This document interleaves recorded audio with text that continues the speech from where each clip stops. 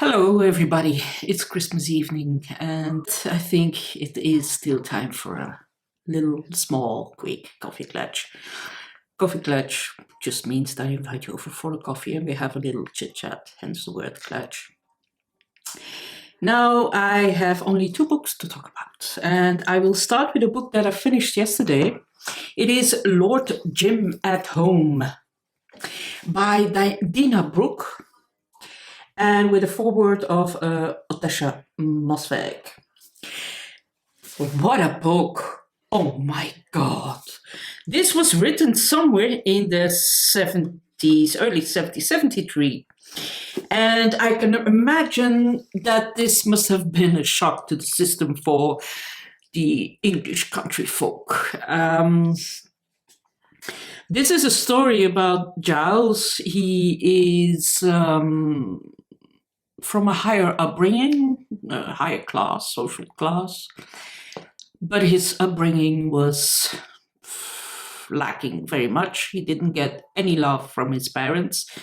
He was often beaten at home.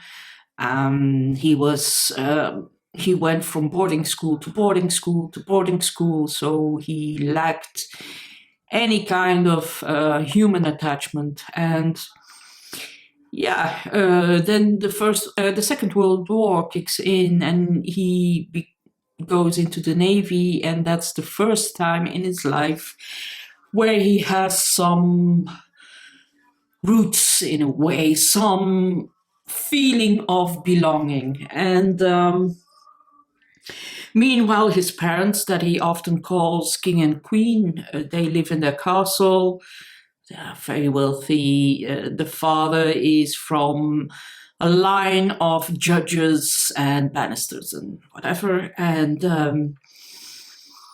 their father has some sexual preferences that are widely described in this book. And then you have Giles, who after the war gets completely lost and does something horrible. That's the story. It is really, really well written. It is shocking. It is strange and weird and wonderful.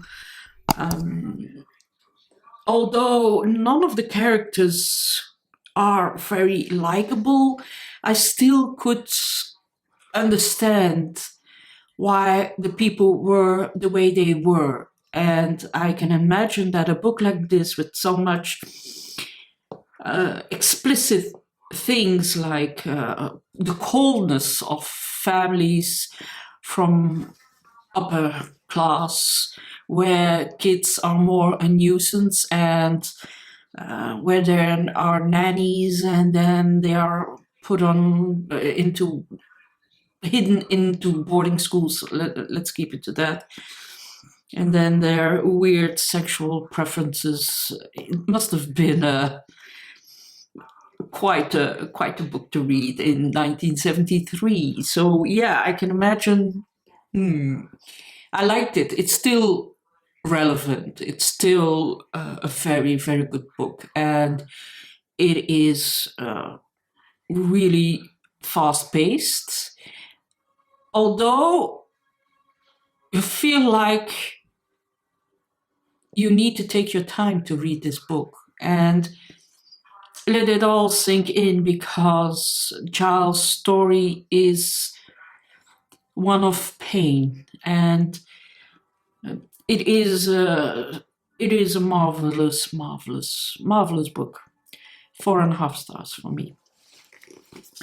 Now, I also read a graphic novel.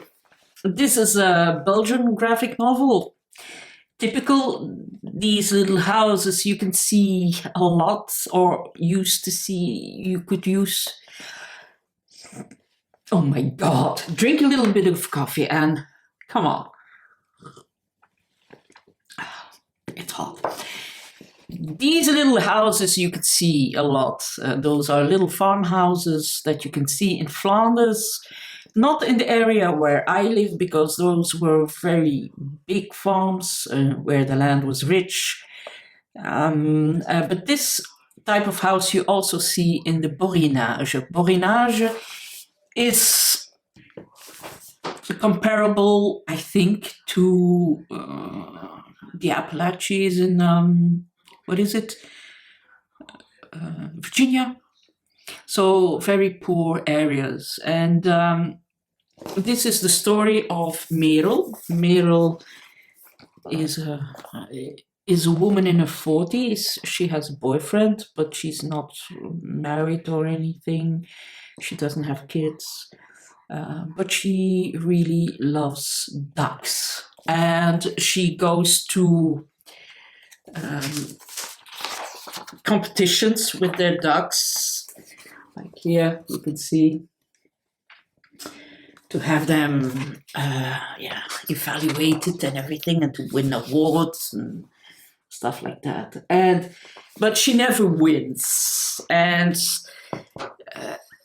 of course, because her ducks aren't absolute perfection.